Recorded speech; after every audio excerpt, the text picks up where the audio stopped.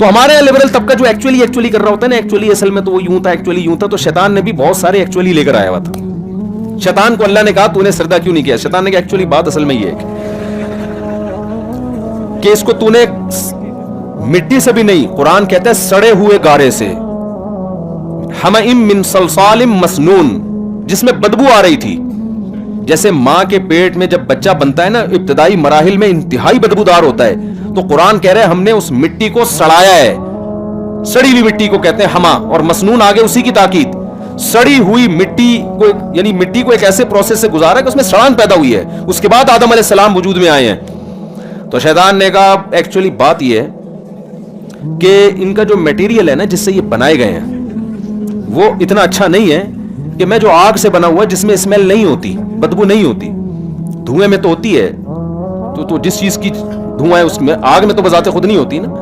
تو ایکچولی میری کھوپڑی میں یہ چیز آ نہیں رہی ہے کہ میں اس سے پہلے بھی ہوں, عبادت گزار بھی ہوں, اور یہ زمین میں اس کی آل اولاد فساد بھی کرے گی, اور میں اس کو سر جھکاؤں. ایکچولی بات یہ ہے کہ یہ چیز میری سمجھ میں, میری کامن سینس میں بالکل بھی نہیں آتی. تو اللہ میاں کو بھی چاہیے تھا کہ شیطان کو دلائل سے جواب دیتے. کیا خیال ہے؟ ہم ہوتے تو ہم اللہ میاں کو کہتے, مشورہ دیتے کہ اللہ آپ دلائل سے شیطان کو سمجھائیں کہ بھائی بات اصل, یا اللہ ہمارے ذمہ لگا دیتے کہ تم بتا دو. ہم شیطان کو کیا کہتے ہیں, ایکسکیوز می سر, بات یہ ہے کہ تھوڑی بات سمجھنے کی کوشش کریں.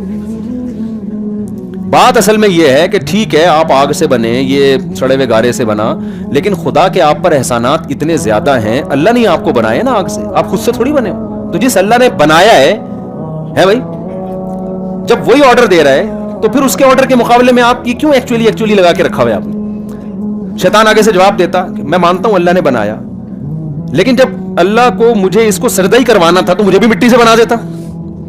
بتاؤ قیامت تک کسی کا باپ بھی اس عقدے کو حل کر سکتا تھا؟ آپ کا ایکچولی وہ دو ایکچولی لگا دیتا, ایکسکیوز بھی لگاتے ہوئے, اس کے بعد ہوتا پھڈا, ہاتھا پائی, لڑائی, جنگ, توپے, بم, یہ نتیجہ نکلتا آخر میں. دلائل سے دنیا میں ہر آدمی بات کو نہیں سمجھتا. دلائل کی دنیا میں چھوڑ دو گے پاگل ہو جاؤ گے. کسی حد تک تو دلائل چلتے ہیں, اس کے بعد اپنی عقل کے گھوڑے وہ ان کو لگام دینی پڑتی ہے کہ بس بھائی آگے نہیں, اس سے آگے جانے کی اجازت نہیں ہے. وہ کیا ہے, جب انسانوں میں آپس میں ڈیبیٹ ہوگی دلائل کے انبار لگا دو, جہاں خدا کا معاملہ آئے گا وہاں اپنی عقل کو بچھا دیا جائے گا زمین پہ. بھائی خدا نے کہہ دیا بس, اللہ سے آگے ہماری عقل نہیں ہو سکتی. تو یہ ہم لوگوں کو بے وقوفی کی ترغیب نہیں دے رہے کہ عقل استعمال ہی نہ کرو. ہم کہتے ہیں انسان کوئی فلسفہ لے کر آتا ہے, آپ بھی ایک فلسفہ پیش کرو. انسان کوئی بات کرتا ہے, آپ بھی دلائل کی دنیا میں رد کرو. جہاں بات اللہ کی آئے گی, گاڈ کی آئے گی, گاڈ نے کہہ دیا, اب آگے بحث کا آپشن آپ کے پاس ختم ہو گیا ہے. تو اللہ میاں نے شیطان کو دلائل نہیں سمجھائے کہ نہیں یہ تو یوں ہے تو یوں ہے, دیکھ میں نے تجھے. اللہ میاں نے شیطان کو کیا کہا, فخرج منہا انک رجیم. تیری جو دلیل ہے نا کہ میں انا خیر منہ, اللہ یہ نہیں کہا کہ نہیں تو خیر نہیں ہے, تو بدتر ہے, خیر تو آدم ہے, یہ کچھ بھی نہیں اللہ نے کہا. اللہ میاں نے اس کو یہ کہا کہ تو یہاں سے نکل جا. وَإِنَّ عَلَيْكَ لَعْنَتِي إِلَى يَوْمِ الدِّينِ, روز جزا تک میری لعنت تجھ پہ پڑتی رہے گی. شیطان کو چاہیے تھا جب خدا کو اس غضب کی حالت میں دیکھا تو اپنی بات سے رجوع کرتا, لیکن شیطان کا جو لبرل پنا ہے نا, جو اس کو پڑھا لکھا ہونے کا جو ایک ناز تھا کہ میں پڑھا لکھا ہوں اور میں کیوں خدا کی بات مانوں, اس تکبر نے اس کو کیا کر دیا, ہلاک. جب دیکھا کہ اللہ غضب میں آ کے نکال رہا ہے. دیکھو ایک بیٹا باپ کے سامنے اونچی آواز سے بات کرتا ہے, باپ کہتا ہے بیٹا جو بھی ہے اپنی آواز کیا کرو بس. بیٹا جواب میں کہتا ہے کہ میں بات صحیح کر رہا ہوں, مجھے کوئی نہیں روک سکتا. تو باپ بعض دفعہ غصے میں آتا ہے اور تھپڑ لگا دیتا ہے, یہ کہتا ہے نکل جائے یہاں سے. عقل مند بیٹا ہوگا کہے گا یار ابا کو آج میں نے زیادہ غصہ دلا دیا, اب اس بحث میں پڑے بغیر کہ صحیح کون ہے غلط کون ہے, اب کیا کرو, ابا کو منانے کی کوشش. لیکن متکبر فرعون کیا ہوگا, وہ باپ کے سامنے یا ماں کے سامنے تواضع کے بجائے اور زیادہ اکڑ دکھائے گا, جو کہ مارکیٹ میں آج کل چل رہا ہے. باس کے سامنے یہ جھکے ہوئے ہوتے ہیں ماشاءاللہ. کسی کا تکبر ٹوٹتا ہوا دیکھنا ہونا اپنے باس کے سامنے دیکھ لیا کرو. وہاں نہیں آتا کہ میں غصے میں آپ سے باہر ہو جاتا ہوں, میں غصے میں یوں ہو جاتا ہوں. جس سے آپ کا کوئی نفع وابستہ ہے نا, اس کے سامنے بلڈ پریشر کبھی ہائی نہیں ہوتا ہے. اگر ہوگا بھی تو زندگی میں ایک دفعہ, پھر جب اس کا نقصان ہوگا نا تو دوبارہ کبھی نہیں ہوگا. یہ سارے ابا اما اور یہ بھائی اور بہنوں یہی چل رہے ہیں آج کل. ان کے سامنے ساری ٹرک بیوی کو 6 تھپڑ کھینچ کے لگا دیے, बीवी को डांटा तो बेगम साहिबा ने आगे से रिप्लाई कर दिया। एक लतीफा सुना दूं, हजरत फिरोज मेमन साहब का पेश करदा लतीफा है। दो दोस्त मिले, उन्होंने कहा आजकल तेरी कैसी गुजर रही है घर में ना। तो एक दोस्त था, उसकी अच्छी नहीं गुजर रही थी, वो बीवी का गुलाम बना हुआ था बेचारा। लेकिन उसने कहा अगर मैं यूँ बताऊंगा मैं गुलाम बना हूं तो मेरी बेइज्जती होगी, तो बताओ इस स्टाइल से कि वो बेइज्जती ना हो। तो उसने कहा यार बस मैं जब सुबह उठता हूँ तो मैं नाश्ता मैं खुद बनाता हूँ। उसका फ़ायदा ये होता है कि अपनी मर्ज़ी का नाश्ता होता है, तो चाय भी मेरी मर्ज़ी की होती है, टाइम भी मेरी मर्ज़ी का, तो मुझे फ़ायदा होता है। तो फिर जब मैं बना ही लेता हूँ तो मैं कहता हूँ चलो बेगम को भी खिला दो, तो उसके दिल में मोहब्बत पैदा हो जाती है, तो अल्लाह का बड़ा फजल है। फिर शाम को आता हूँ तो चाय तो मैं अपने हाथ की पीता हूँ, तो इसलिए मैं एक के बजाय फिर 2 कप बना देता हूँ कि चलो यार। रात का खाना मैं सिर्फ इसलिए बनाता हूँ कि बर्तन भी तो वो धोती है ना मेरे साथ, तो चलो यार खाने में हाथ उसके साथ बटा दूं, तो अल्लाह का बड़ा फजल है, बड़ी अच्छी गुजर रही है। अब तू सुना तेरी कैसे गुजर रही है। उसने कहा मेरी भी ऐसी कुत्तों की तरह गुजर रही है जैसे तेरी गुजर रही है, लेकिन मुझे ऐसे बताना नहीं आता नहीं आता जिस तरह तुझे आता है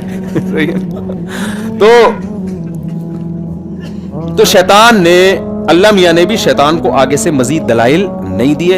इन्ना अलैका लानती, दफा हो जा, यहां से निकल जा। अब शैतान को देखें, भाई तू निकल जा यहां से, बाद में तौबा कर लेना। जब तेरा बाज़ दफ़ा आदमी गुस्से में होता है ना, तो चल भाई तू थोड़ा सा सियासत से काम ले ले, चला जा, बाद में अल्लाह को मना लेना।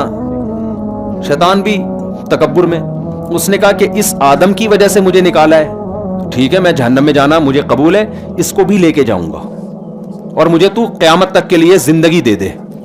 कितनी गलत चीज मांग रहा है ना अपने लिए, गलत चीज मांग रहा है ना भाई। तू हसद की आग में इनका नुकसान करना अपना क्यों कर रहा है? बात समझ में आ रही है कि नहीं आ रही है? तू हसद की आग में भड़क रहा है तो तू इनके पीछे पड़ना, गलत तो वो भी है, लेकिन ये फिर भी कुछ समझ में आता है कि इसकी वजह से निकाला, तो इसको अपने लिए भी कि मैं भी जाऊंगा लेकिन इसको भी लेके जाऊंगा, तो मुझे अपना जाना भी मंजूर है।